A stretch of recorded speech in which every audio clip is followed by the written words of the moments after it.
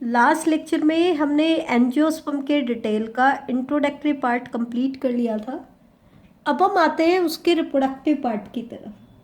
तो जो इनकी मेन प्लांट बॉडी होती है बेटा, वो फ्लावर में मॉडिफाई हो जाती है। किस में मॉडिफाई हो जाती है? फ्लावर में।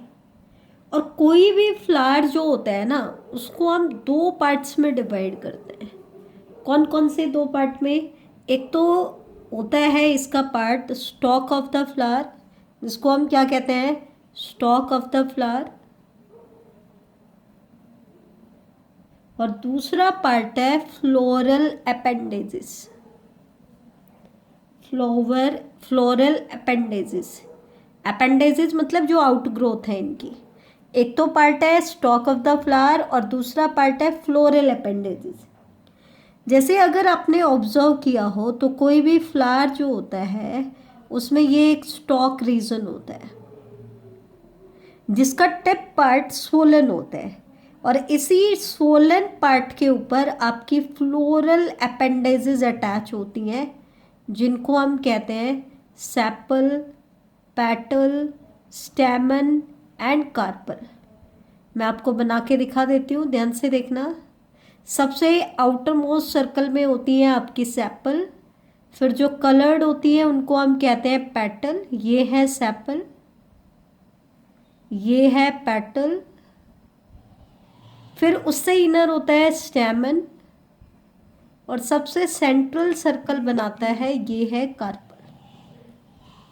ठीक है, तो ये जो स्टोक ऑफ द फ्लावर होती है, इस स्टोक ऑफ द फ्लावर को हम कहते हैं बेटा पेडिसिल। ठीक है, क्या कहते हैं? पेडिसिल। पेडिसिल क्या है? It is the stalk of the flower.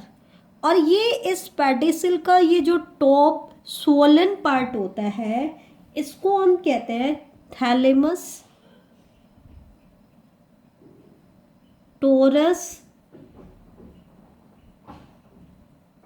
या रिसेप्टिकल भी बोल देते हैं। ठीक है, ये एक्चुअल में क्या होता है, इस पार्ट में जो शूट होता है वो कंडेंस्ड हो जाता है। इसको हम कंडेंस्ड नोड भी कहते हैं। कंडेंस्ड का मतलब क्या होता है, ध्यान से देखना। जैसे ये आपका स्टेम है, ये नोडल सेगमेंट है। क्या है? Nodal segment. और इन नोडल सेगमेंट पे ये अपेंडेजेस हैं। तो कंडेंस्ड होने का मतलब क्या है कि इंटरनोडल सेगमेंट रिड्यूस हो गया। इंटरनोड किसे कहते हैं? दो नोड के बीच का जो डिस्टेंस है, ये वाला डिस्टेंस, ये क्या हो गया है? रिड्यूस हो गया है। तो ध्यान से देखना, अगर इंटरनोडल डिस्टेंस रिड्यूस हो जाए तो ये सारे नोड कहाँ आ जाएंगे? पास पास। और सारे नोड पास पास आ जाएंगे तो इनके ऊपर जो अपेंडेजेस हैं वो भी क्लस्टर हो जाएंगी, और क्लस्टर होकर के किसकी अपीयरेंस बना देंगी? फ्लावर की। सबसे नीचे वाले नोड पे थे सेपल, उससे ऊपर वाले नोड पे थे पेटल, उससे ऊपर वाले नोड पे थे स्टेमन, और सबसे ऊपर वाले नोड पे थे कार्पल। जब ये कंडेंस्ड हो गए तो ये एक क्लस्टर बना लिया जिसमें आउटर सर्कल में सेपल होंगे, उससे इनर में पेटल, उससे इनर स्टेमन, और सबसे सेंटर में क्या होगा बेटा? कार्पल। ठीक है, तो ये सभी किसके ऊपर अटैच है? इस कंडेंस्ड एक्सिस के ऊपर अटैच है। तो इस कंडेंस्ड एक्सिस को हम क्या कहते हैं? थैलेमस, टोरस या रिसेप्टिकल भी बोलते हैं। ठीक है, अब हम बात करते हैं फ्लोरल अपेंडेजेस की। तो फ्लावर के अंदर जो फ्लोरल अपेंडेजेस हैं उनको हम बेसिकली दो कैटेगरी में डिवाइड करेंगे। दो तो होती है इनमें स्टेराइल, जिनको हम एसेसरी फ्लोरल अपेंडेज भी कहते हैं, एसेसरी फ्लोरल ऑर्गन। और दो होते हैं फर्टाइल, जिनको हम एसेंशियल फ्लोरल ऑर्गन भी कहते हैं। इनको हम एसेंशियल क्यों कह रहे हैं? क्योंकि ये सेक्सुअल रिप्रोडक्शन में इन्वॉल्व है, और इनका सेक्सुअल रिप्रोडक्शन में कोई डायरेक्ट रोल नहीं है। क्या नहीं है? कोई भी डायरेक्ट रोल नहीं है। ठीक है, तो जो दो स्टेराइल अपेंडेजेस हैं वो कौन कौन सी हैं? Sepal and petal. अब एक चीज, एक वर्ड और ध्यान से सुनना बेटा। सेपल के लिए आप अल्टरनेट वर्ड यूज करते आए होंगे कैलिक्स, और पेटल के लिए कोरोला, लेकिन एक्चुअल में देखा जाए तो इन वर्ड्स में डिफरेंस है। डिफरेंस क्या है? एक फ्लावर के अंदर पूरा जो क्लस्टर होता है सेपल्स का, उस पूरे के पूरे सर्कल को हम क्या कहते हैं? कैलिक्स। तो कैलिक्स एक्चुअल में क्या है? एक फ्लावर के अंदर जो पूरा का पूरा सेपल्स का ग्रुप है, उसको हम क्या कह रहे हैं? कैलिक्स कह रहे हैं। और इसकी एक यूनिट को हम क्या कहेंगे? सेपल। सेम चीज पेटल के केस में है। जो क्लस्टर ऑफ पेटल होता है एक फ्लावर में, उसको हम क्या कहते हैं? कोरोला। अब हम सेपल और पेटल में कैसे डिफरेंशिएट करते हैं? तो जर्नली जो सेपल्स होती हैं they are green in colour. Generally उनका कलर कैसा होता है? ग्रीन कलर का होता है। अब ग्रीन कलर की होती है तो इनका फंक्शन क्या हो जाएगा? तो हालांकि क्योंकि ये ग्रीन कलर की है तो they also help in photosynthesis, ये फोटोसिंथेसिस में भी हेल्प करेंगी, लेकिन फोटोसिंथेसिस करना इनका मेन फंक्शन नहीं है। इनका मेन फंक्शन क्या है? अगर आपने नोटिस भी किया होगा तो इनका मेन फंक्शन क्या है? To protect young flower in bud condition. किसी भी यंग फ्लावर को बड कंडीशन में प्रोटेक्ट करना है। किस में प्रोटेक्ट करना है? बड कंडीशन में। तो वो क्या कहलाता है? आपका सेपल कहलाता है। आपने देखा होगा जो बड होती है उसके बाद ग्रीन कलर की कवरिंग होती है जिसको हम कहते हैं सेपल। सेपल उसको कवर कर रहा है। तो यंग स्टेज में फ्लावर को बड कंडीशन में कौन प्रोटेक्शन देता है? सेपल देता है। ये इसका सबसे मेन फंक्शन होता है। और किसी भी फ्लावर में सेपल जो है ये फ्लावर का आउटर मोस्ट हॉल बनाता है, सबसे बाहर वाला सर्कल। आउटर मोस्ट हॉल कौन बनाता है? कैलिक्स बनाता है। अब अगर हम बात करें पेटल की, तो पेटल क्या होता है? ये फ्लावर का कलर्ड पार्ट होता है। अब क्योंकि ये कलर्ड है तो इसका मेन फंक्शन क्या होता है? इसका मेन फंक्शन होता है बेटा टू अट्रैक्ट पोलिनेटिंग एजेंट, क्योंकि इनके केस में पॉलिनेशन होता है, क्योंकि दोनों के दोनों गैमेट नॉन मोटाइल होते हैं।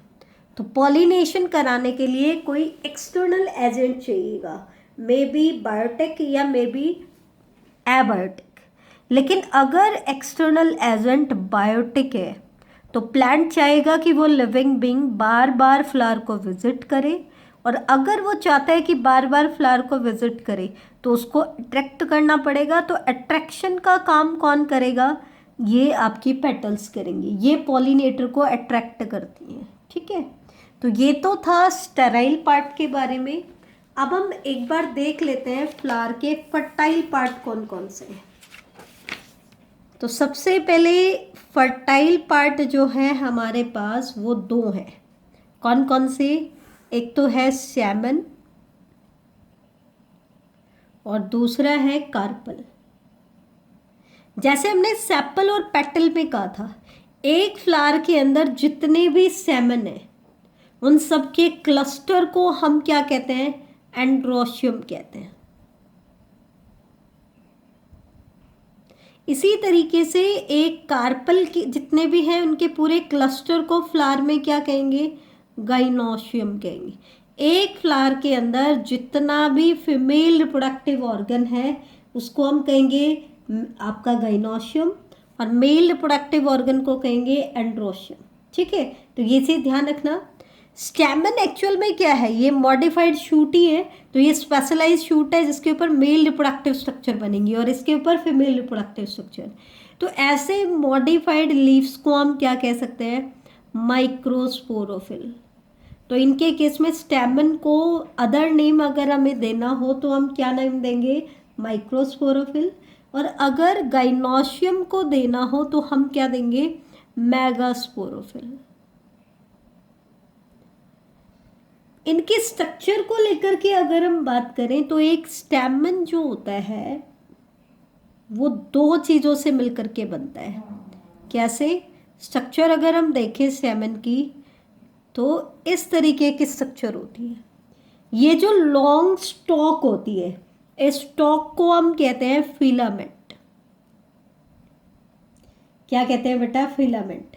और ये जो टर्मिनल लॉब्ड पार्ट होता है, मे बी एक लोब हो या दो लोब हो, इस टर्मिनल लॉब्ड पार्ट को हम कहते हैं आपका एंथर।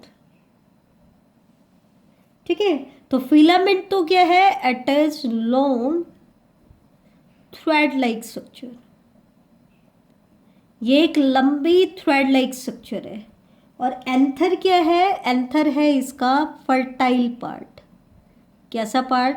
फर्टाइल पार्ट, जो रिप्रोडक्टिव पार्ट है जिसमें मेल गैमीट्स की फॉर्मेशन होगी। ठीक है, मेल सेक्स ऑर्गन डेवलप होगा। फिलामेंट का सिर्फ पर्पज क्या है? ये तो फर्टाइल है, तो फिलामेंट का पर्पज क्या है? It expose anther. ये एंथर को एक ऐसी पोजीशन पे लेके जाता है ताकि एक पॉलिनेटर के कांटेक्ट में आ सके, ताकि इजीली एंथर के अंदर जो पॉलिन ग्रेन बनेंगे वो डिस्पर्स हो जाए। ठीक है, इसी तरीके से जो कार्पल पार्ट होता है बेटा, इसकी स्ट्रक्चर को अगर हम देखें तो इसकी स्ट्रक्चर को हम 3 पार्ट्स में डिवाइड करते हैं। और ये 3 पार्ट्स कौन कौन से हैं? Stigma, style and ovary. अगर आप एक कार्पल की स्ट्रक्चर को नोटिस करो तो फ्लावर में हमने कुछ ऐसी स्ट्रक्चर बनाई है। ये जो पार्ट होता है टिप पार्ट, ये कहलाता है स्टिग्मा। ये जो लॉन्ग स्टॉक होती है ये कहलाता है स्टाइल। और ये नीचे का जो लॉब्ड पार्ट है, सोलन बेस है, इसको हम क्या कहते हैं? ओवरी। स्टिग्मा मेनली किस लिए होता है? जो पॉलिनेटर पॉलन ग्रेन को लेकर के आते हैं वो उसको कहाँ लैंड कराते हैं? स्टिग्मा पे। तो इसका पर्पज क्या होता है? इसका पर्पज होता है पोलन ग्रेन को रिसीव करना, या पोलन ग्रेन आकर के इसके ऊपर लैंड करेंगे। तो इसलिए स्टिग्मा को क्या कहा जाता है? या तो हम कहते हैं लैंडिंग प्लेटफॉर्म। लैंडिंग प्लेटफॉर्म मतलब पोलन ग्रेन आकर के इसके ऊपर लैंड करेंगे, या फिर हम इसको कहते हैं receptive part of carpel. Receptive part of carpel, carpel का रिसेप्टिव पार्ट जो पोलन ग्रेन को रिसीव करेगा। ठीक है, और यही वो पार्ट है कार्पल का विच डिसाइड कि जो आपका पोलन ग्रेन आकर के अटैच हो रहा है इट इज कंपैटिबल और इनकम्पैटिबल। कंपैटिबल को हम कहते हैं राइट टाइप का पोलन, और इनकम्पैटिबल मतलब रॉन्ग टाइप का पोलन। एक्चुअल में तो कंपैटिबिलिटी इनकम्पैटिबिलिटी क्या होती है? अगर जो पोलन स्टिग्मा के ऊपर आकर के अटैच हो रहा है, अगर वो राइट टाइप का होगा तो वो पोलन ट्यूब बना सकता है, तो ऐसे पोलन को तो हम कहते हैं कंपैटिबल। और जो पोलन ट्यूब नहीं बना सकता उसको हम बोलेंगे इनकम्पैटिबल। ठीक है, स्टाइल क्या है? इसका काम क्या है? ये तो लॉन्ग स्टॉक है, तो इसका काम क्या है? To connect stigma to the ovary. ये स्टिग्मा और ओवरी को कनेक्ट करते हैं, इसका काम सिर्फ इतना ही है। ओवरी क्या है? ओवरी है इसका फर्टाइल पार्ट। कैसा पार्ट है? Fertile part. अगर हम ओवरी को कट करके देखें तो बेटा ये आपकी ओवरी है, तो ओवरी को अगर हम कट करके देखें तो ओवरी के अंदर एक कैविटी आपको दिखाई दे रही होगी। इस कैविटी को हम बोलेंगे ओवेरियन कैविटी, या फिर बेटा इसको हम लोक्यूल भी कहते हैं। क्या कहते हैं? ओवेरियन कैविटी या लोक्यूल भी बोलते हैं। फिर फर्दर अगर इसमें आप ऑब्जर्व करो तो आपको एक पैरेनकाइमेटस कुशन दिखाई देगा, पैरेनकाइमेटस मास ऑफ सेल्स। इस पैरेनकाइमेटस कुशन को हम क्या कहते हैं? प्लेसेंटा। और इस प्लेसेंटा के ऊपर आपको मेगास्पोरेंजिया अटैच मिलेंगे। ये अरेंजमेंट सभी प्लांट्स में अलग अलग टाइप की होती है, प्लेसेंटेशन हम बोलते हैं इसको। तो ये है आपके ओव्यूल, मेगास्पोरेंजिया। ठीक है, तो ये था आज का बेसिक पार्ट। इससे आगे बेटा हम नेक्स्ट लेक्चर में डिस्कस करेंगे।